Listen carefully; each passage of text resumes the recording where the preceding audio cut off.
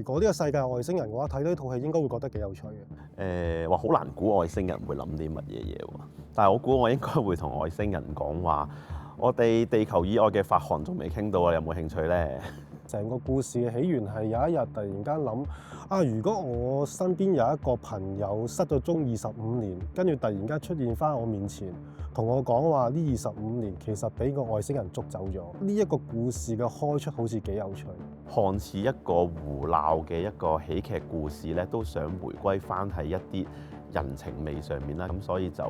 將UFO 啊同埋一啲情懷嘅嘢都做咗個結合啦。最難掌握嘅嘢係喜劇節奏，因為呢套嘢係一套喜劇嚟啦。咁其實仲要平衡一啲外星元素啊，一啲都市傳說，一啲完全好科幻嘅嘢，呢種